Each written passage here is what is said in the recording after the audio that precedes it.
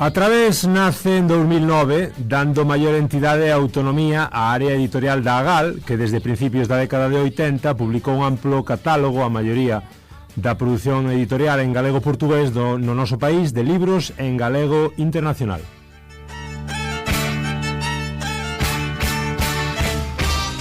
A nosa misión é criar un catálogo de obras producidas na Galiza que contribúa a coñecermonos mellor como sociedade e coñecermos mellor a nosa lingua e a divulgar obra literaria que forneza valor acrecentado.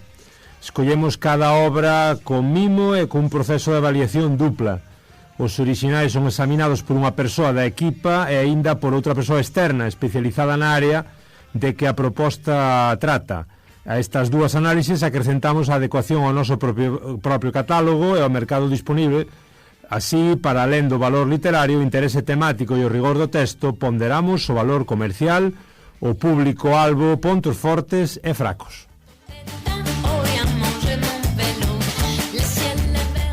Temos os libros organizados en varias coleccións, sendo como somos a chancela editorial da AGAL, a Asociación Galega da Lingua, os asuntos lingüísticos son un eixo importantísimo no noso catálogo. Aí a colección A Través da Lingua, onde compilamos a produción galega en temática lingüística ou sociolingüística. Esta colección inclúe, entre outros, análisis social da lingua, materiais didácticos, históricos e descriptivos. O ensaio, un dos nosos xéneros predilectos, e en A Través das Ideas compilamos libros sobre economía, antropoloxía, análise literaria, feminismo, historia e arte. Por a súa banda, na colección Alicerces temos un formato de propostas breves en ton divulgador que pretende contribuir á transmisión de coñecemento e estimular o espírito crítico. Tamén temos unha colección dedicada especificamente ao coñecemento da realidade galega a través de nós. A focaxe pode ser histórica, sociolóxica, biográfica, antropolóxica, xeografía ou aínda outra, mas o obxectivo é sempre o mesmo. Sabemos máis do espazo da sociedade galega. Finalmente está A Través das Letras, esa colección centrada en obras narrativas ou poéticas. A nosa pretensión é darmos espazo a textos literarios arriscados, innovadores, estilística e temáticamente sólidos que contribúan para enriquecer a nosa cosmovisión. A Través non é unha empresa, somos un colectivo autoxerido, unha equipa con moito entusiasmo e vontade de cociñar libros. Há algunhas persoas profesionais contratadas para realizar en tarefas técnicas de logística, tesourería, comunicación e marketing. Hai outras que contribúen tamén de forma activista. Somos unha familia extensa, desde quen diagrama e paxina a quen revé lingüísticamente as publicacións ou lee a valía orixinais. Tamén temos moitas aliadas no camiño, como a gráfica Sacauntos en Compostela, tamén as distribuidoras, como é o caso de Consorcio Editorial na Galicia e a Compañía das Artes en Portugal. As libreiras amigas que colocan os nosos títulos nas súas prateleiras, as escritoras e escritores que publican connosco. E con certeza, claro que sí, o noso público.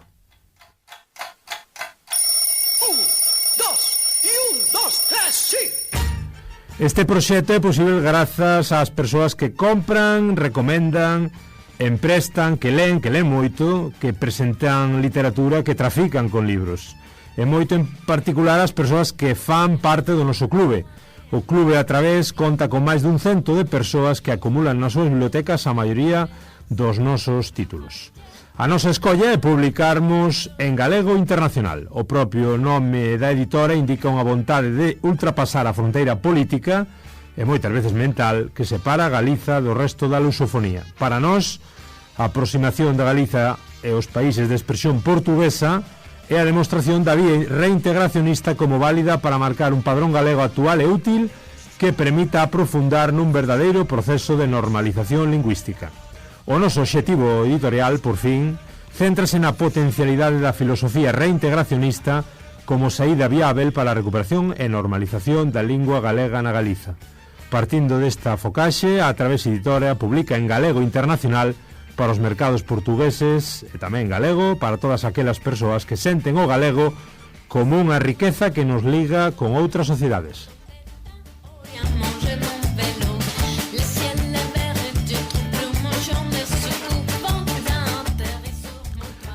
Isto é o que dicía, este é o que di A Través Editorial na súa web, na parte que di quen somos, A Través Editora, como digo, esta editorial galega con base en galego internacional. Hoxe, no Galiportus, falamos da Través Editora e falámolo cunha protagonista moi especial a que tamén lle dedicamos parte ao percorrido persoal e profesional.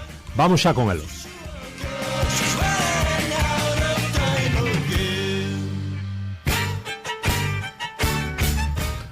Hola, hola, moi boas, como estades? Eu son Germán Esteve, dun Germano a portuguesa, e aquí estades nun novo episodio do Galiportus, nese voso espazo galaico-portugués, vendo novas, explorando novas vías, sempre investigando un pouquiño na cuestión galega e portuguesa. Como vos dicimos, hoxe falamos de literatura e non só, falamos de letras, falamos tamén coa protagonista de poesía, de fotografía, de xornalismo, de activismo lingüístico, de moitas cousas. Falamos, como dicimos, da Través Editora e falamos con Charo López.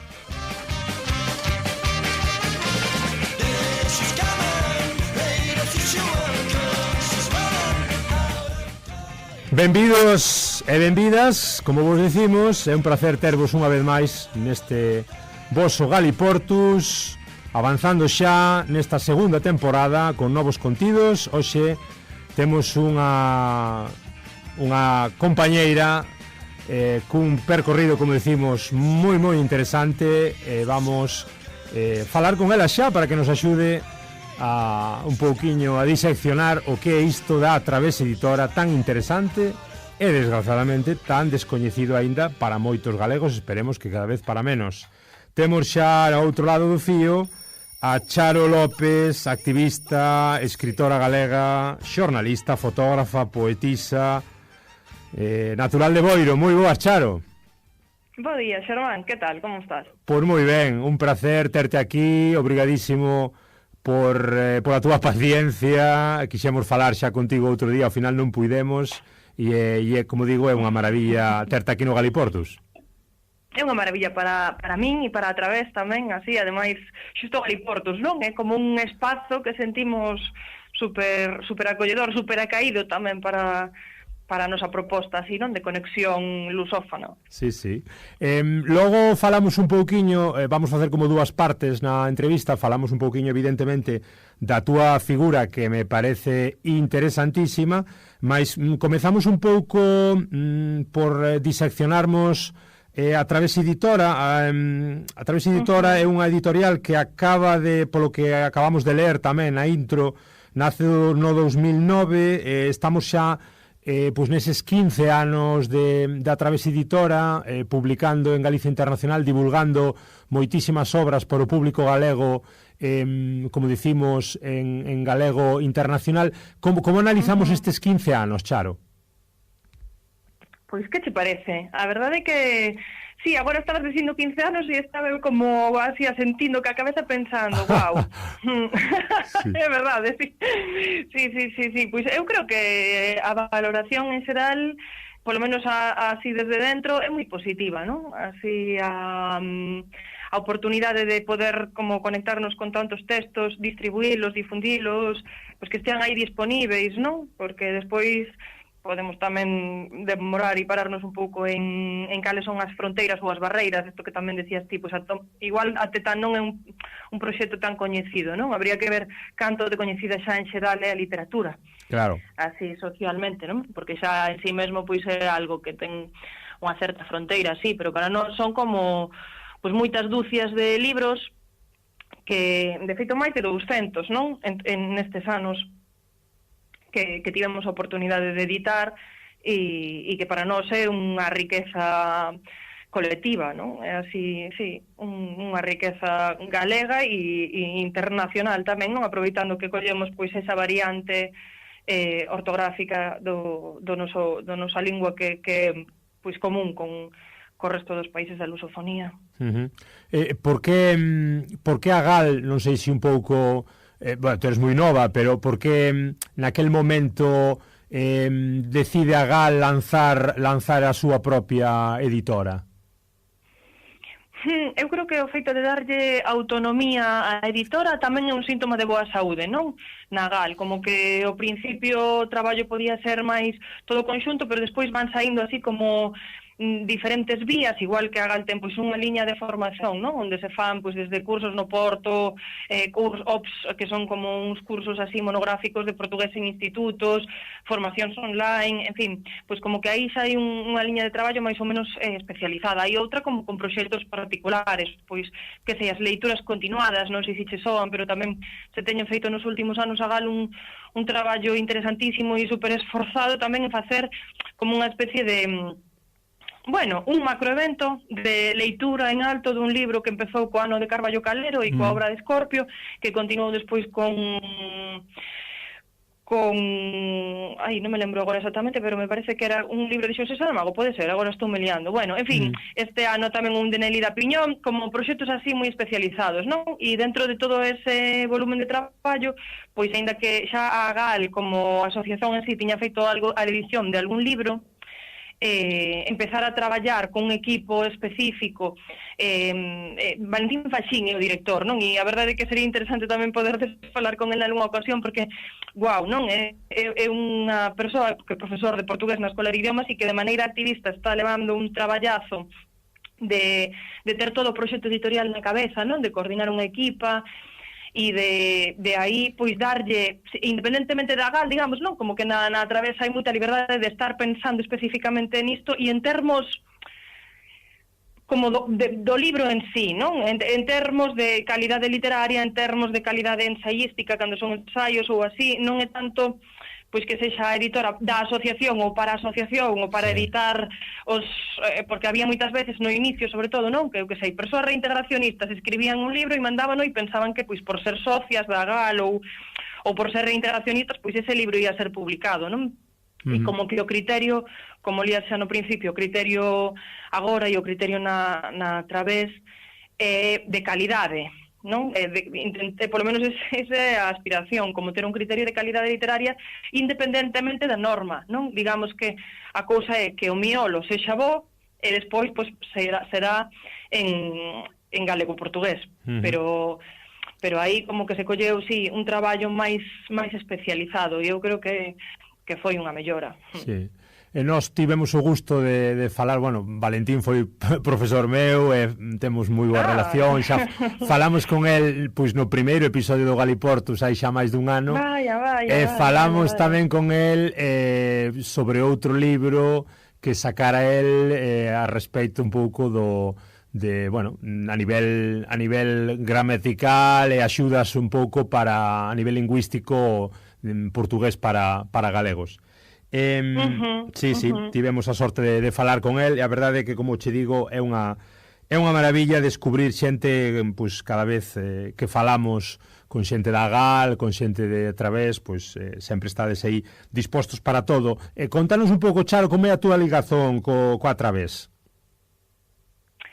Pois eu son unha das persoas que está empregadas, digamos, non? Entón aquí teño así un traballo profesional, responsabilizándome un pouco de labores de comunicación, así de edición. Bon, digamos que aínda que hai como moitas maos, aí pois hai unha base de chollo que necesita ser feito e que pois é interesante tamén que poida, non? Que sexa viable profesionalizalo, digo no sentido de, pois, de que haxa alguén que teña unha dedicación de unhas horas para iso. A verdade é que eu xa era reintegracionista antes de entrar na GAL, como desde a adolescencia, e fíxate, non? Co que son as oportunidades cando che din o galego non vale ou o galego non sei que, eu traballo normalmente en galego reintegrado.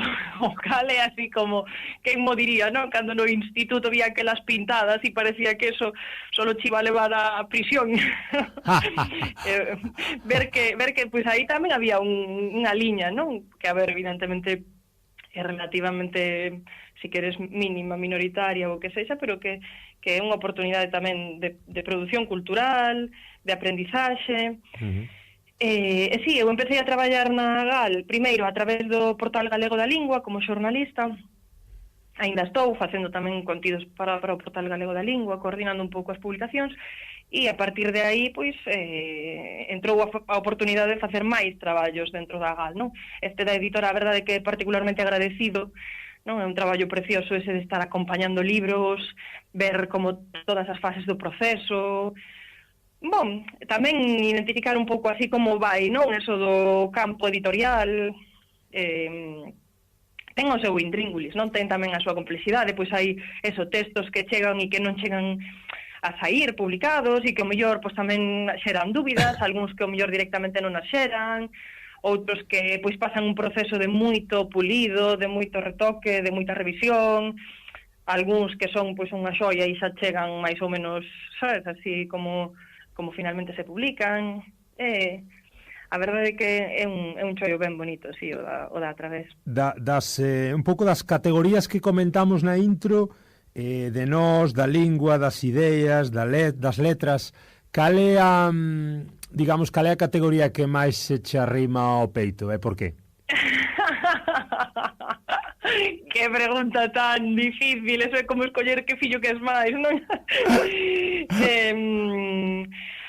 Dame a sensación, distanciándome, de que na tendencia xeral da GAL sempre houve como moita querencia pola cuestión da lingua, non? De feito, somos unha editora relativamente especializada en eso que decías antes dos manuais de Valentín e outros moitos materiais que son punteiros.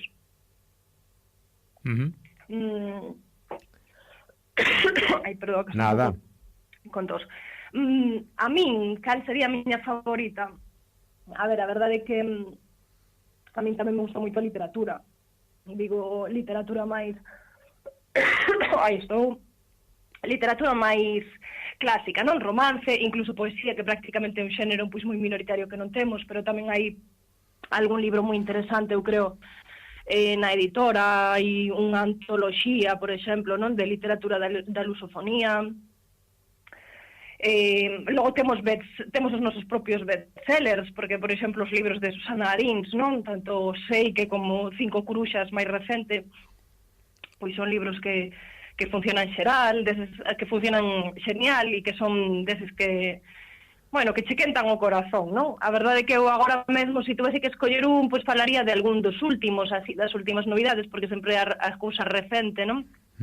Agora vamos cas novidades. Eu preguntábache un pouco a cuestión das categorías, porque sí, porque se cadra cando escoitamos un pouquiño a cuestión de A través, do galego, do portugués, do reintegracionismo, o primeiro que se nos vai quizás será a través da lingua, é dicir, identificamos A través máis como unha editorial de sociolingüística, de lingüística. Eu creo que sí, eu creo que esa é a imaxe, non? E creo que durante moito tempo tamén se fixo unha aposta moi importante aí.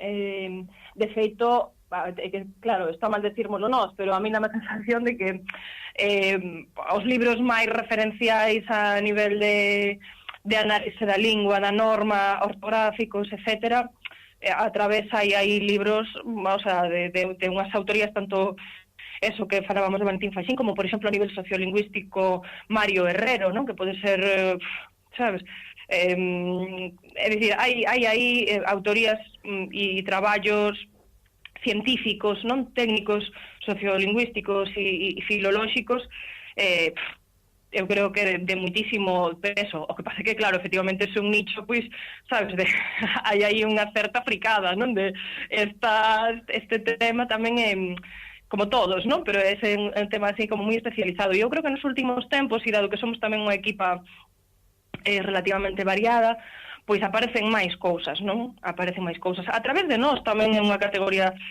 eu creo, sabes, unha colección que ten moito interese, o mellor máis social, máis identitario, independentemente da cuestión da lingua en si mesma.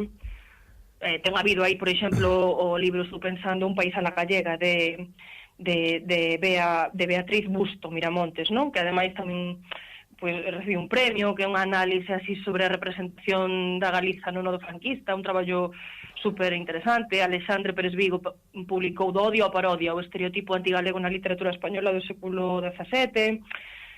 É dicir, creo que hai como diferente, hai moita cousa autorreferencial, que supoño que ao final a literatura é iso, non? En plan, poder contar o noso propio relato, sexa máis ou menos de ficción, pero sí, penso que así de cara fora ainda seguimos sendo un pouco como esa editora de lingua da Asociación Galega da Lingua, que tamén ten a súa coherencia, claro, pero hai máis. Eu creo que no catálogo de A Través hai unhas propostas relativamente diversas.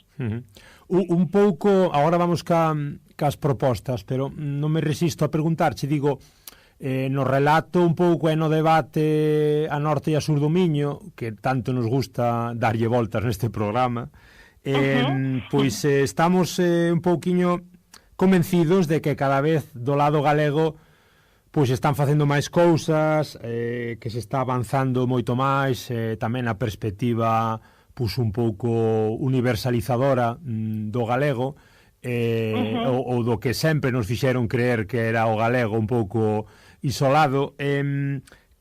Do lado portugués, crees tamén por colaboracións como Marco Neves, co que tivemos o gusto de falar tamén aquí no Galo Portus, e o seu son galego e portugués a mesma lingua, que tamén está no apartado de novidades, crees que tamén se está empezando a remexer algunha cousiña?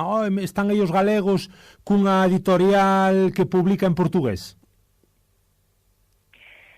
Pois, que boa pregunta, Xermán. Xornalismo. Non o sei. É sempre difícil, non? A mí dá a sensación de que do lado galego sempre lle estamos así, como chiscando un ollo a Portugal. Claro. Que vos parece e tal. Non sei até que punto pode ser que tamén en Portugal pois estexan a responder a isto, non? A verdade é que se xa falaches con Marcos Neves, pois mira que ben, non? Porque para nós tamén é como hai un aliado moi importante nesta cuestión pois de eso, a través da lingua, non? De conectarnos para o sul. Nos últimos meses, por exemplo, nos sacamos un libro sobre o 50 aniversario da Revolución de Abril, o impacto na Galiza, e fixemos bastantes lanzamentos en Portugal, non? En Lisboa, no Porto, en Braga, agora non quero falar así de memoria, pero varios lanzamentos, e houve sempre como moi boa acollida, non? Tamén se publicou este ano un libro de Carlos Taibo, O Noso Porto, un ollar a partir da Galiza sobre a cidade do Porto, con imaxes de Carlos Méndez Pereira, que é un fotógrafo portugués. É dicir, nós temos aí as nosas alianzas e queremos pensar pois que son pouco a pouco, sabes, pequenos pasiños de normalización, para que da parte, sobre todo, interésanos porque nos estamos autocentradas, non? Aquí na Galiza, mas que tamén da outra parte sintan que, bueno, que a fronteira no lingüístico non é así tan sólida. Tan claro. En canto aos lanzamentos, xunto con esta obra de Marco Neves, podemos comentar brevemente tres libros moi interesantes. Por exemplo, o primeiro, Todas as crianzas foran antes adultos, máis poucos se lembran, de Joan Lousada. Que nos recomendas desta publicación, Charo? Mira, pois esta é literatura. Ves que antes me preguntabas así, en plan, con que colección de literatura? A verdade é que temos menos títulos, non? En xeral, sí que tendemos máis o ensaio, tanto lingüístico como sociolóxico, histórico e tal. E esta é unha desas oportunidades de entrar aí en literatura. A verdade é que eu penso que é un libro que vai sorprender e que vai ficar, non? Como que é un destes traballos que non un romance que non fala, que non é algo de estricta actualidade e que ten un pouso con moita solidez, con moita densidade, como moi existencial, non? O sentido da vida, ten moita referencia filosófica, e fíxate, interesante, así por contar un intracotilleo de como funciona o asunto da editora, non? Xoán Lousada, por exemplo, é socio da GAL, e como isto que che decíamos da avaliación dos libros, tamén el decidiu, sin ninguén sabérmolo, claro, e por unha cuestión así como de procura de autonomía, enviar o original do libro, propoñelo para a editora con un pseudónimo, baixo pseudónimo, para non digamos que non nos influíse pois o feito de coñecer a persoa e ademais pois ser un compañeiro e tal. Entón foi super interesante porque toda a avaliación que se fixo, tanto interna como externa, foi non sabendo quen era el, incluso, é dicir, aparecía un nome aleatorio, entón nós tamén aí pesquisando quen será esta persoa autora, porque o libro está moi ben, non lle coñecemos currículo, non? Ou outras obras publicadas ou tal, e foi xa cando finalmente dixemos, bueno, este libro merece ser publicado, non? Danos igual, e cando ao final o seguir contactando no correo este falso desde o que Xoán escribía, pois descubrimos que finalmente era el, non? Que tamén para el, pois supoño que foi así pois unha sorpresa grata, non? E con toda esa sensación que tiña de, bueno, non houve ningún tipo de favoritismo, se queres, aquí por ser coñecido. Entón eu creo que esta obra de Xoán Lousada, que ademais é ourensao e que é o seu primeiro romance así de narrativa que publica, pois que vai sorprender moito. Eu penso que a verdade é que sí, non quero facer spoiler porque é unha historia aí que sí, pero que é un traballazo, é un traballo moi chulo, sí. A frase do título é tamén unha frase do Principeciño, non? De Saint-Exupéry. Sí, un pouco xa para darnos esa pista. Exacto, sí, creo que se conecta aí un pouco como con este sentido da vida. A segunda obra, Charo, que podemos recomendar para todos os ouvintes que vayan a Través Editora e que vexan un pouquiño por onde está o fío da actualidade, que novidades hai. Temos unha historia pequena da Galiza rural, 1939-1982, de Alba Díaz. Pois sí, isto xa é máis difícil de clasificar así en canto a xéneros, aínda que está na categoría de A Través de Nós. Alba Díaz Xeada é historiadora, é doutora en Historia, profesora na Universidade de Santiago de Compostela, no campus de Lugo. A verdade é que ela ten feito unha investigación moi demorada, moi rigorosa sobre pois todo este proceso de mudanzas e de transformacións na vida rural, sobre todo nese período, non, do franquismo na Galiza. Nos coñecíamos xa este seu traballo como investigadora, e foi un pouco a partir de aí, pensando en xeral especificamente no traballo da súa tese, como en suxerirlle, porque esta é outra das posibilidades na editora, non? Moitas veces chegan originais, pero outras veces nos lanzamos a cana a ver se pescamos pois alguén a quen estamos a verlle un traballo interesante. Este foi o caso de Alba, non? Lanzámoslle aí a cana, pedimoslle en principio algo así como pois unha revisión da tese en termos un pouco máis de divulgación, porque sabes que as teses son sempre eses traballos, non? Sí. Tan densos, tan grosos, hai 500, 600 páxinas moi académicos, con moita bueno, como tamén un estilo ás veces moi técnico para o traballo académico, e a nosa sorpresa foi maravillosa, porque a verdade é que Alba fixo un traballo, o sea, prácticamente de cero, non é que sexa unha revisión da tese, que é un libro ademais como moi curtiño, moi accesível,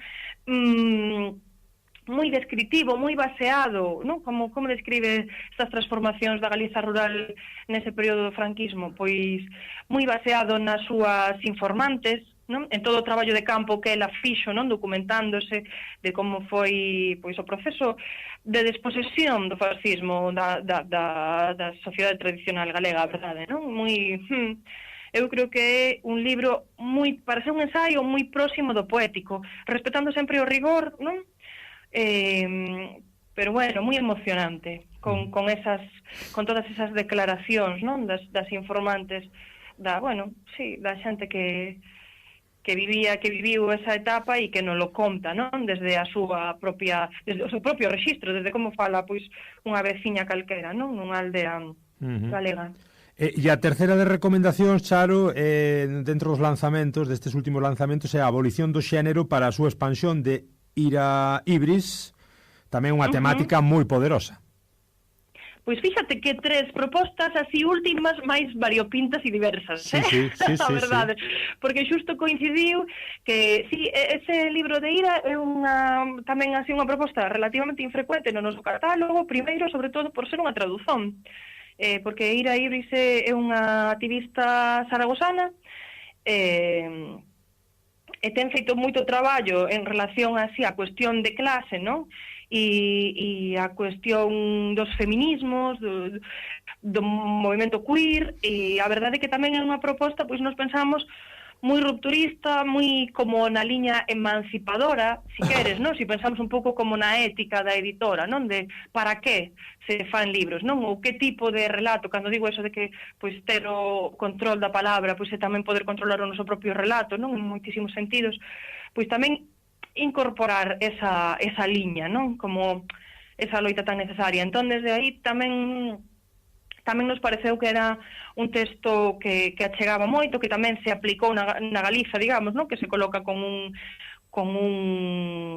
prólogo específico para a edición galega, escrito por Daniela Fernández e por Xandri Garrido, e que lle dá así como moito pouso, moito contexto. Entón, a verdade é que aí tamén, pois para noutra liña, non? De ensaio tamén relacionado cos feminismos, penso que tamén esa foi tamén unha aposta así, moi interesante, moi necesaria, e eu creo que dá así un pouco esa idea do colorido e da diversidade dos libros que te podes encontrar na Través. Acabo xa un pouco ca parte de A Través Editora. Un pouco coméntanos como é a cuestión para quen estea interesada un pouco en recibir libros, estar ao día, tamén da opción dese descontiño do 20% dentro de A Través Clube. E que ben, que sei que é ese asunto de promo. Vamos a fazer un pouco de publicidade. Publi-reportaxe agora mesmo. Non, a verdade é que a idea de ter un clube na Través para nós era tamén unha idea de facer comunidade, non?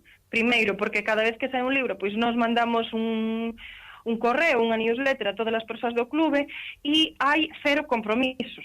Quero dicer que se ti agora te faz do clube, recibirías ese correo, se non te interesa recibir o libro, contestasnos que non, e aí xa estaría, simplemente pois ti recibiste esa información, e quen sí que estea interesada, que a quen lle preste recibir o libro, pois xa non fai nada, e entón nós, como xa temos os datos desa persoa, se na volta deses 7 días despois de recibir a mensaxe coa novidade non está todo ben e lle apetece recibilo, pois entón nós xa lle faríamos o envío e esta persoa recibe o libro xusto recén, aínda quentiño da imprenta, recibe como novidade e recibe na casa con ese prezo, con un 20% de desconto. Entón, está interesante para nós porque nos dá como unha cama, digamos, de público base e é un apoio para poder continuar co traballo, non, de edición, pero despois tamén eu creo que pois para as persoas que lles preste, sendo que non tes ningún mínimo de compra, nin hai dicir, podes estar no clube e non comprar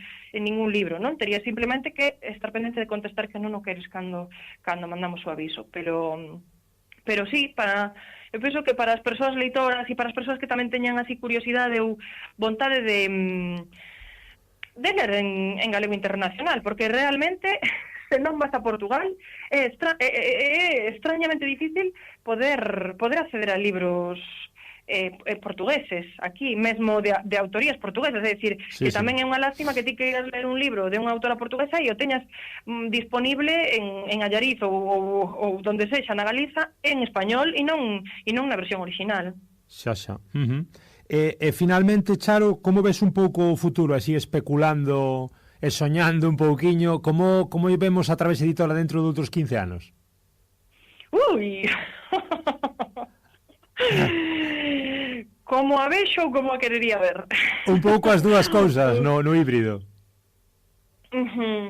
Eu penso que a vexo ben, porque me parece que é un proxecto sólido e de poder dicir isto dun proxecto que cabalga así un pouco, non, entre a militancia e a semiprofesionalización, si queres, e ademais un proxecto pois de literatura, que non estamos a falar que fagamos unha cousa mainstream, pois xa para min xa merece, non, así como unha alegría colectiva, de decir, estamos a facer isto con solidez, con contundencia, que penso que con calidade. Entón, que veñan máis 15 como estes, penso que xa non habería queixa.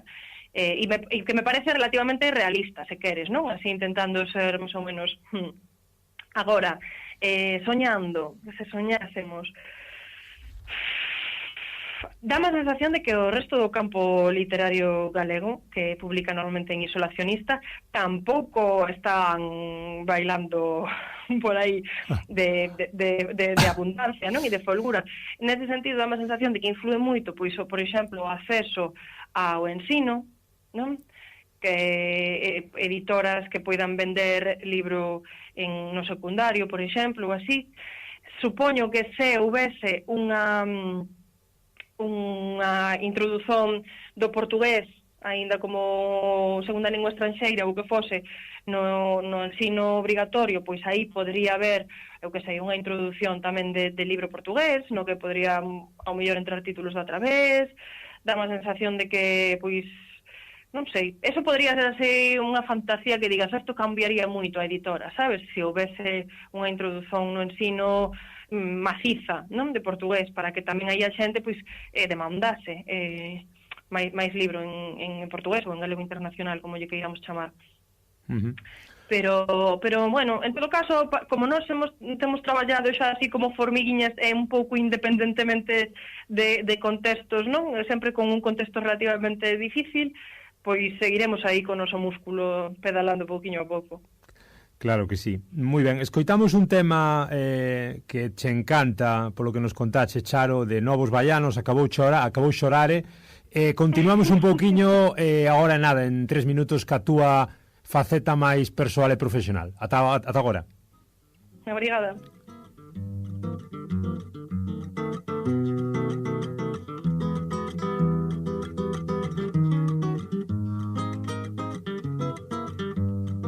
Chegou a hora dessa gente bronzeada mostrar seu valor. Eu fui a penha, fui pedir a padroeira para me ajudar. Salve o morro do Vintém, pendura a saia, eu quero ver. Eu quero ver o tio Sam tocar bandeiro para o mundo sambar.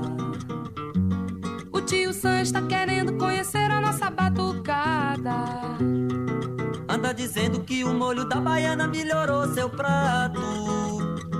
Vai entrar no cuscuz, acarajé e abará. Na Casa Branca já dançou a batucada de oiô iaiá. Brasil, esquentai vossos pandeiros, iluminai os terreiros, que nós queremos sambar. Há quem sambe diferente noutras terras, outra gente um batuque de matar.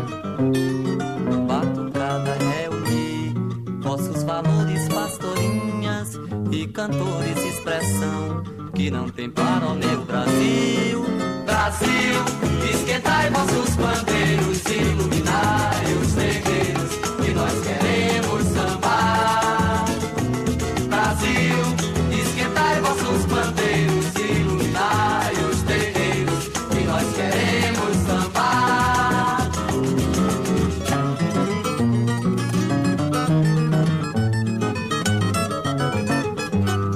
Chegou a hora dessa gente bronzeada mostrar seu valor.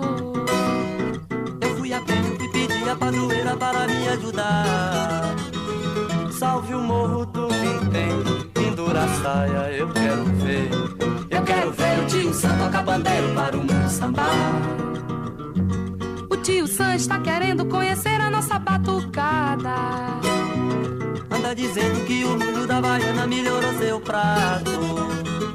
Vai entrar no cuscuz, acarajé e abará. Na Casa Branca já dançou a batucada de oiô iaiá. Brasil, esquentai vossos pandeiros, iluminai os terreiros, que nós queremos sambar. Há quem sambe diferente noutras terras, outra gente um batuque de matar. Oi. Batucada reunir vossos valores, pastorinhas e cantores de expressão que não tem para o meu Brasil. Brasil, esquentai vossos bandeiros, iluminai os terreiros, que nós queremos sambar. Brasil, esquentai vossos bandeiros, iluminai os terreiros, que nós queremos sambar. Oh, oh, sambar. Muy ben, aquí continuamos no Galiportus con este temazo impresionante. Continuamos falando con Charo López na primeira parte, falando un pouquiño de toda a obra, de todo o traballo que se está facendo dentro da Través Editora e tamén coas últimas novedades. Agora falamos xa evidentemente un pouco con Charo López sobre Charo López. Non sei se isto, Charo, é moi fácil falar con unha persoa sobre si mesma. Charo Ri. A ver, A ver, claro a primeira é un pouquiño que nos contes pois como son os teus inicios en Boiro. Está moi de moda isto de preguntar sobre a infancia á xente, non? É dicir, como recordas pois xa cando se nos vai quedando máis lonxe un pouco a vida e esa infancia sempre tan feliz, como recordas ese Boiro de hai tantos anos? É relativamente fresco aínda, tampouco pero supoño que é relativamente diferente a unha vila de interior, como pode ser a experiencia así en Allariz, non sei. A xente aquí na costa di que somos así como bravas, non? Pero ben, lembro como coa súa complexidade, tamén che digo, non penso que tamén nin calquera tempo pasado fose mellor, nin que a infancia sexa un lugar idílico, depende, pero ben, estou como orgullosa, máis ou menos satisfeita e lidando con esta experiencia así non escollida, non? Porque somos de onde caemos, que tampouco escollemos nacer en ningún lado, pero sí. Claro. Falábamos un pouco na intro, presentábamoste como moi polifacética, como poeta, escritora, fotógrafa, xornalista, activista lingüista, bueno, pues, activista da lingua, mellor dito. Xa sei outra vez que é un pouco preguntar baratamente, non? Esta cuestión de, a ver, escolle un fillo ou outro fillo, pero en que faceta te sintes máis cómoda ou te ves ou te identificas máis, polo menos nestes últimos anos? Non sei, a ver, eso de así polifacética é que claro, sendo autónoma, sabes? Non che queda outra. Que necesitas de todo de alta e un 70 epígrafes, non? Pero estou relativamente cómoda como tanto o sea, estou cómoda coa comunicación. Entón aí, digamos que me adapto relativamente ben entre o texto e a imaxe fixa, que é o que máis fago, non? É verdade que na cuestión do texto, o sea, o meu xénero máis abundante son os emails. Isto no día a día final que mandas, pois escribes emails, hai tamén un traballo aí de comunicación que é relativamente non burocrático, pero bueno, vamos, así, non, do día a día, de facer xestión, de coordinación, de cousas que tampouco é que estea escribindo un poema. Esa xuro, Charo, que nunca oíra na miña vida. Cal é o xénero no que te sintes máis cómoda? Os emails. Eso teño mallao, tú necesitas estar, mando ti a enviar saúdos, cumprimentos, bo día, boa tarde. Todo o tempo. No, claro, aí hai unha cousa pois moi que é traballo, non? Que si non é así que estes aí cas musas escribindo. Preguntoche de outra maneira, Charo, estudaches xornalismo, como decides un pouco lanzarte aí ao xornalismo e como vas despois sacando un pouco os diferentes, bueno, as diferentes apetencias, as diferentes tamén pois motivacións alrededor dese xornalismo e desa comunicación que nos comentas.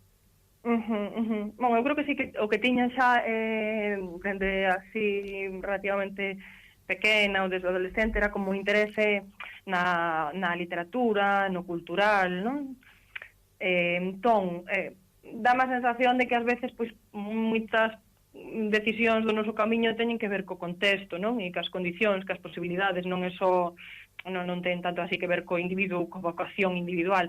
Supoño que as condicións tan precarias do xornalismo hoxe en día pois tamén fan con que ese camiño mellor de estar a traballar, pois non sei, nun xornal, nunha radio, nunha televisión ou nun espazo así, non dese moitas, non houvese moito espazo, non? Ou ben porque pois é relativamente difícil traballar xa incluso na tua lingua, non, no teu país, e para min isto era unha cousa pois desexada, poder traballar en galego, poder traballar con algunha liberdade, con algunha autonomía crítica, non? E isto tamén na maioría dos medios así máis mainstream era bastante difícil, entón como que xa non intentei moito facer carreira aí, non intentei moito entrar aí, non? moito non intentei nada. Se cadra se houvese, por non sei, non outras condicións ou máis medios, ou podía estar traballando nunha redacción, imaginarte así como ese xornalismo decimonónico, non? Con unha máquina de escribir, fumando en pipa e falando cos compañeiros todos vestidos de gabardina sobre unha investigación en curso. Podía ter sido bonito, pero ese como que ese espazo xa non o vin, non? Ou xa, se existía, pois era moi restrito e non tiven oportunidade aí. Entón, sendo que me gusta moito o espazo literario, e que despois tamén eu creo que a parte da formación máis ou menos reglada, creo que tamén hai un pouco un campo así de posibilidades en relación, ou houve para min, con respecto ao activismo, non? É dicir, creo que sempre que empecé a militar relativamente nova e que aí atopei tamén oportunidades, non? Alianzas. Pois a verdade é que a da GAL é un bo exemplo, porque non é unha asociación e foi aí, tamén fago bastante traballo con cooperativas. Sí, bueno, con xente que está un pouco a cabalo, non? Entre o activismo, o laboral por momentos, ou así o traballo por conta propia. Ás veces tamén colaboración con algunhas institucións, porque moitas destas cooperativas ao final acaban facendo traballo que para o público, non? Para o Estado, para as administracións locais ou deputacións, etcétera. Pero non sei, creo que tampouco é que fixese un planning con 17 anos, vou por aquí e despois estás, non, sino que as cousas van aparecendo. Claro. Comentabas no 2015 en unha entrevista para Praza.gal que ser galega é resistir, un pouco dentro dese activismo tamén no que militas desde moi nova. Como se vive ese ser galega, sobre todo en feminino, e tamén esa resistencia continua? Que cousas che veñen á cabeza? Mira, a palabra resistencia, que me conecto así moito con ela e que penso que ten unha parte como incómoda, non? Como de estar aí facendo un exercicio e ser algo cansado, pero despois creo que tamén hai unha parte, ten que haber unha parte sempre como do prazer, non? De disfrute, de estar a gusto, de estar facendo o que se quere. Entón, agora mesmo, polo menos, eu diría que estou a vontade, estou pancha. Non sendo galega, digamos, sendo galega, e a pesar de que ningún camiño é de rosas, non? Que sempre hai as súas complicacións, pero que estou a gusto e que penso que é bon tamén encontrarlle as regalías en xeral as cousas, non? Pois, non sei, estar tendo esta conversa contigo agora, pois isto é, non? Unha fortuna. Entón, sí, como que tamén hai moita cousa disfrutable, non? De ter moita comunidade, de encontrar moitas complicidades, de sentirte aliñada entre o que pensas e o que dice o que faz, que tamén é un punto moi importante, de facer cousas, de que saia un libro na través que a mí me guste e que eu teña así unha sensación de, ai, que ben, non? Que ao final iso, pois, non todo o mundo, non? É un privilexio tamén, non todo o mundo no traballo pode facer algo e dicir que ben, non? Que orgullo, que pois faga parte dun equipo que fai isto. Entón eu creo que esa parte en positivo valoraría moito, non? Porque ao final é o que nos queda. E creo que ser galega ten unha cousa así pois moi pracenteira, non? A pesar de despois ter algunhas dificultades.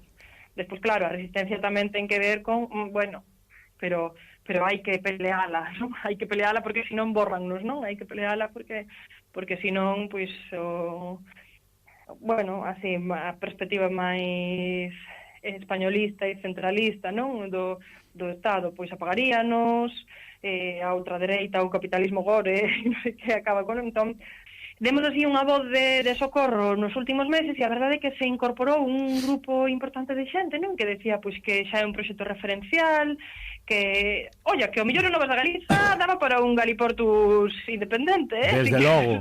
Sí. Darlle aí un espazo, porque, bueno, porque manter durante máis de 20 anos un periódico de forma autoxerida e de forma militante e con... Insisto moito na idea do rigor, non? Pero pareceme que estamos como nunha época perigosa para, non? Con tantas fake news, mentiras, bulos da ultradereita e tal, é como importante falar da idea do rigor, non? Antes de que, pois, empece a extenderse a idea de que a Terra é plana e de outras loucuras. Entón, pois é un proxecto rigoroso, non? Un proxecto profesional, porque non creo que o profesional teña a ver ou non con se hai unha remuneración por unha actividade, sino pois como con eses criterios, non? Deontolóxicos. E é un proxecto iso que agora mesmo estaba así como un pouco agonizando, pero parece que pois un equipo novo estaba disposto aí a intentar agarrar e rescatar iso e sostelo. Entón, a verdade é que eu espero que nos próximos meses, pois, de algunha forma, con algunha novidade, pero que se recupere, non? Esa actividade do Novas. E ademais, pois, que hai aí tamén un arquivo de hemeroteca importantísimo, non? Porque ten habido grandes pezas, non? Importantes reportaxes, incluso exclusivas. E deixamos para o final, Charo, 2 libros na cuestión, un poquinho máis vinculados ao ámbito, pois eso, do activismo, a solidariedade con Palestina, un libro da SCD que caliza con Palestina, premiado no Festival de Poesía do Condado, e outro libro solidario, Cantos da Dor e Liberdade, un pouco tamén voces galegas por Palestina, con 42 poemas e 12 ilustracións. Coméntanos un pouco, se che parece, estas dúas iniciativas, estes 2 libros pois un pouco na cuestión palestina, cal é o papel que tamén daba por un bo programa, a cuestión de Palestina, xa de por sí, cal é o papel que debemos ter neste activismo, un pouco nesta implicación tamén ideolóxica cunha cuestión humanitaria tan potente, e se che apetece tamén, pois, lénos algún dos poemas.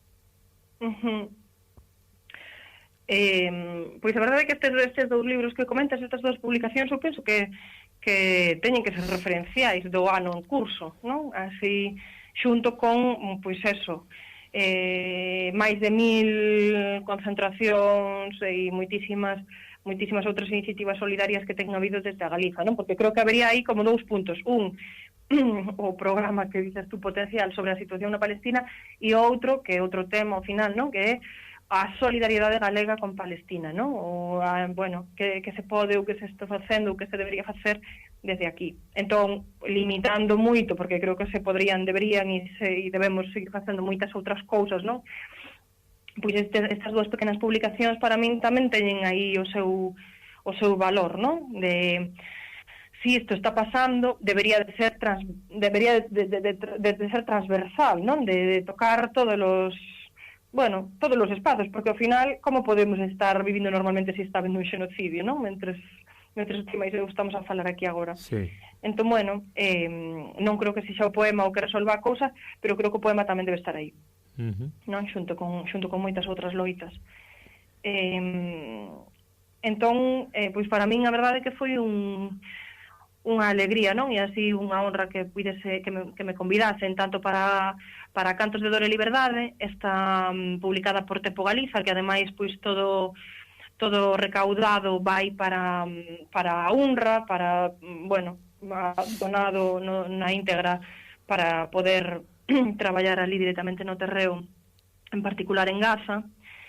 E despois o Festival da Poesía no Condado deste ano, que aparte do libro, pois foi todo o festival monográfico dedicado á causa palestiniana, tamén foi emocionante, non? Foi emocionante pois poder escoitar ali voces de autoras palestinas, foi emocionante reflexionar, foi emocionante pois desplegar un bandeirón no Miño, sobre o Miño, non? E tamén decir que aquí non estamos indiferentes frente ao que está facendo o sionismo, non? Que é a maior vergonza da humanidade contemporánea. Sí. Justamente o que che dicía, non sei se che apetece un pouquiño lernos ese poemiña agora xa na despedida, pro poema que se chama Intifada, se non me lembro mal. Veña, leo entón. Dalle duro. Intifada. Sustantivo feminino do árabe agitación, levantamento, en galego revolta. É o nome popular das insurreccións do pobo palestino baixo a ocupación colonial israelita. Intifada. O brillo dun ollar verdadeiro. O brillo do ollar do Pai Noso acariciándonos o rosto. A súa cruz, a paixón, condúcias de millares de cruces. En cada cruz, un ollar palpitando. E nós, coa vista areosa, seca, converténdonos en estatuas de sal, en peles de culebras, frías frente ao plano secuencia de non ficción deslizándose sobre o calendario gregoriano de 2024. As espectadoras son as verdadeiras mortas do filme. O brillo dun ollar verdadeiro, o brillo da palabra intifada. O zumbido da fame atravesa a columna vertebral da nosa especie. O zumbido da fame. O zumbido dun grupo de neonazis que se dicen xudeus e pisan alimentos ás portas dun muro. Como se ergue o corpo despois do masacre. Como se ergue o corpo despois do masacre e como se olla para a cara das testemunhas que calaron. As espectadoras son as verdadeiras mortas do filme. Intifada. Como se articula a voz? Como se move o ar debaixo do peito? Como se mantén a abertura da caixa torácica ante a asfixiante narrativa colonial executando un plano de exterminio? O corpo amputado érguese, procura o equilibrio entre a agua e a sede, no medio do zumbido ensordecedor das moscas sobre os pedazos da carne dun fillo de 7 anos. E acaríciao e promételle o futuro. Intifada. O brillo dun ollar verdadeiro. O brillo. O puño. A caricia. A intifada. A vida das que non son espectadoras. A intifada ás veces non se escolle, mas hai que saber cubrir o rostro, acariciar un mártir descoñecido, deixarse fundir no común, un nós, un veciño, e cando o veciño falta, ser Xoán ou ser Mohamed ou ser Fátima, agora, por exemplo. María antes era Rosa e agora é a Danía, e tú tampouco és tan importante, nin tampouco. Espectadora, tú tamén vas desaparecer nas próximas rotacións do planeta. E estaría ben irse sabendo o que é ser un pobo. Termar do corpo do mártir. Termar da vida. Defender a casa da nai. E en canto isto acontece e o planeta se desliza sobre o seu eixo, radicalízase o cinismo. Ultrapasamos o umbral do espanto.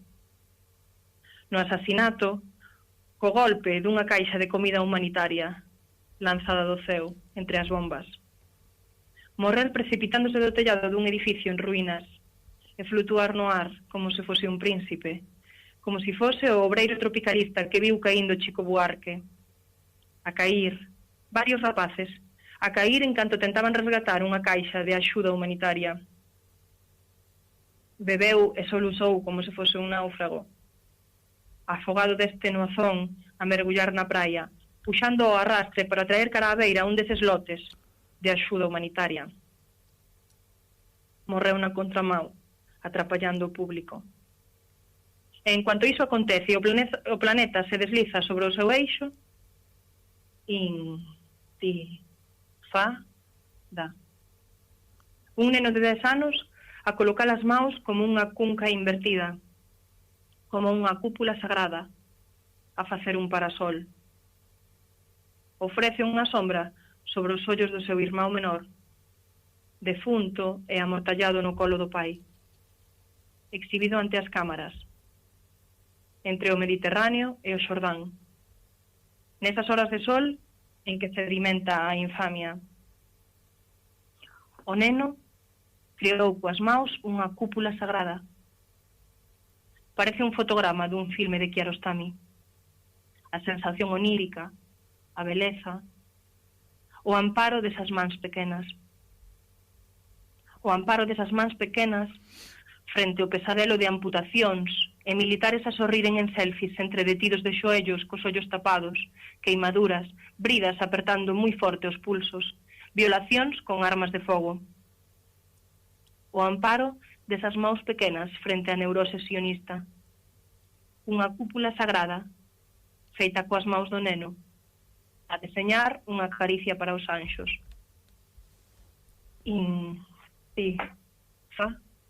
Da. Hai crianzas sin ningún familiar vivo. Hai crianzas sin ningún familiar vivo. Hai crianzas sin ningún familiar vivo. Hai cidadás palestinas a cantar músicas para esas crianzas danzaren entre o barullo dos bombardeos. Hai homes colocando flores no cabelo dos mártires asasinados na Cisxordania. Hai mulleres cavando túneis como trincheiras antifascistas, desde o cuarto da lavadora ata a liberdade. Hai millóns de persoas vestindo cufillas máis alá do Mediterráneo e o Xordán. Aínda hai quen arrola sementes para o futuro da especie. Mesmo nesa xaula onde se comete un xenocidio. Agora mesmo, hai persoas a desexaren a vida, aínda con fame, aínda sen poder transitar un luto padrón, como dicía Mourid Barghouti, unha morte sen pó, sen buracos na camisa, sen marcas nas costelas. Ali, no medio das cores borrosas e da agua suxa, hai unha muller parindo. Chora e sorrío ao mesmo tempo. Hai un bebé que chora e respira ao mesmo tempo. Hai un home agarrado a unha bandeira que morre.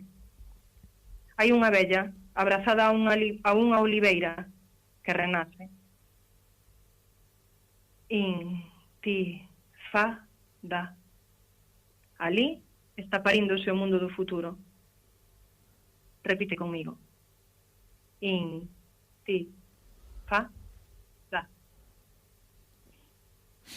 Bravo. E ata aquí. Bravo, Charo. Pois a verdade é que, como decía outro, todo o que digas que vai a estropear o silencio, mellor estate calado. O que pasa que isto é radio, hai que pechar. Temos que pechar, pero realmente foi un peche magnífico a unha entrevista que creo eu moi completa, no que tocamos tantas cousas sobre a través e tamén un pouco sobre a túa visión persoal e profesional da vida. Moito obrigada, Xermán. Non sei se queres comentar algo máis, Charo. Eu creo que foi super completa, así repasaches todo, viñas moi ben documentado, tiñas ademais xa pois un bo histórico aí tamén na hemeroteca do Galiportus, ¿no? Con moitos contactos interesantes para quen teña interese despois en recuperar a entrevista con o escritor Marco Neves, portugués, a entrevista con Valentín Faxín, penso que tamén tiñas falado en algunha ocasión con Eduardo Malagoto, penso que dá para quen queira tamén ampliar por aí. E agora temos tamén esa fantástica biblioteca a Charo López, a quen lle agradecemos o seu tempo, o seu saber e a súa maneira tamén de comunicar. Foi un placer, Charo. Foi un placer, Xermán. Ata a próxima, chao, chao. Ata a próxima, chao.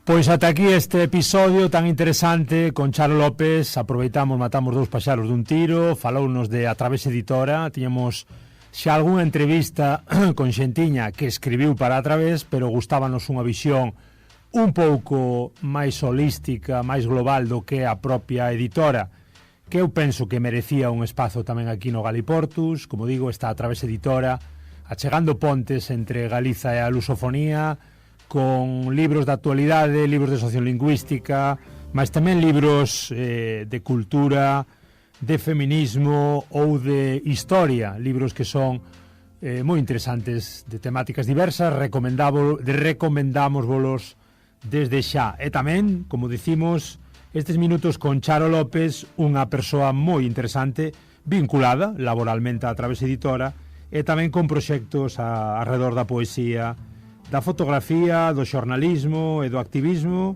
con estas colaboracións en dous libros solidarios, Galiza con Palestina e Cantos de Dor e Liberdade, do que acabades de escoitar este poema Intifada que nos levou a un final tan bonito aquí no Galiportus. Recordade que estamos en Radio Ariz 107.2 da FM todos os sábados de 12 a 1, redifusións os sábados ás 10 da noite e os luns ás 6 da tarde. Estades tamén, como sempre, nas plataformas en iVoox, en Spotify, en Apple Podcast, en Pod Galego, agora tamén en Deezer, D-E-E-Z-E-R, Deezer. Tamén estendes aí os programas para que usedes a esta app francesa. Como sempre, pois tamén recomendarvos as redes. Aí estamos en Twitter, en Instagram, en Facebook tamén, con algunha cousiña sobre os nosos contidos. Mais nada, agradecemos o voso tempo, a vosa paciencia, o voso disfrute. Estamos aquí con Carlos nos mandos técnicos, facendo estes programas e buscando xa máis contidos. Hoxe marchamos, vamos embora cun tema que nos recomendou Xaro, que se chama Construção de Chico Buarque. Chao, chao, obrigado, até a próxima. E cada filho seu como se fosse o único, e atravessou a rua com seu passo tímido. Subiu a construção como se fosse máquina. Ergueu no patamar 4 paredes sólidas. Tijolo com tijolo num desenho mágico, seus olhos embotados de cimento e lágrima. Sentou pra descansar como se fosse sábado.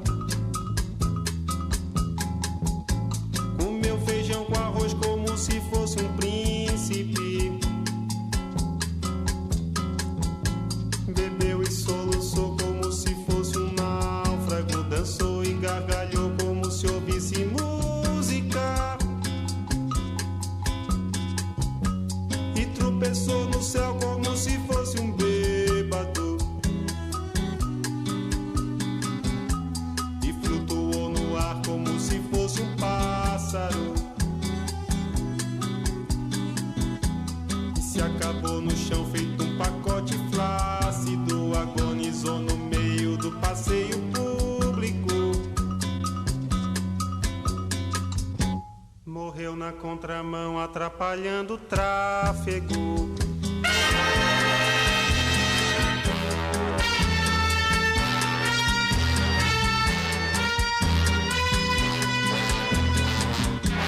Amor daquela vez, Como se fosse o último. beijou sua mulher, Como se fosse a única. e cada filho seu, Como se fosse o pródigo. E atravessou a rua com seu passo bêbado. subiu a construção como se fosse sólido. Ergueu no patamar 4 paredes mágicas.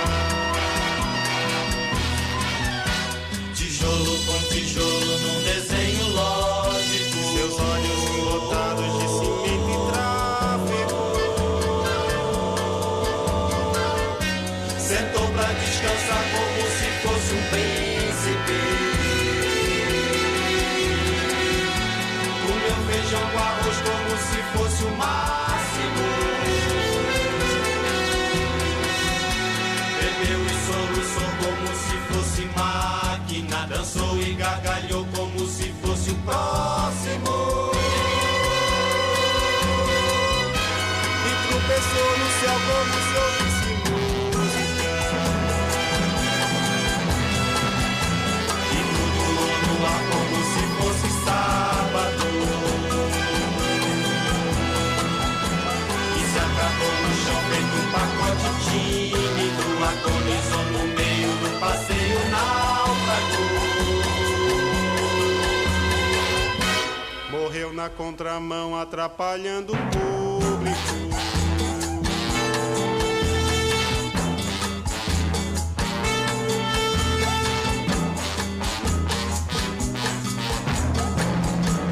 Amou daquela vez como se fosse máquina. Beijou sua mulher como se fosse lógico. Ergueu no patamar 4 paredes flácidas. Sentou pra descansar como se fosse um pássaro. E flutuou no ar como se fosse um príncipe. E se acabou no chão feito um pacote bêbado.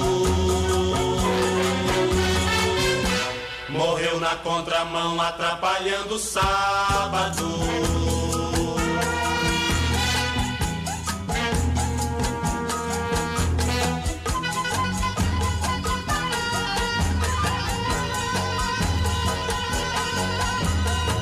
Por esse pão pra comer, por esse chão pra dormir,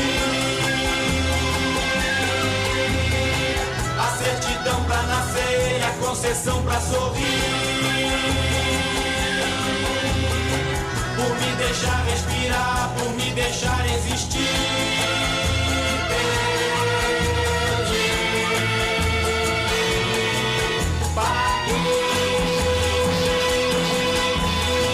Pela cachaça de graça que a gente tem que engolir, pela fumaça desgraça que a gente tem que tossir,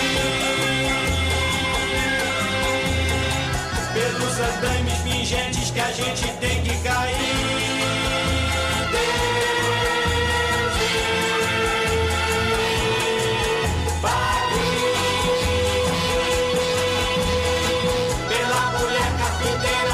Louvar e cuspir, e pelas moscas bicheiras a nos beijar e cobrir, e pela paz derradeira que fim vai nos redimir.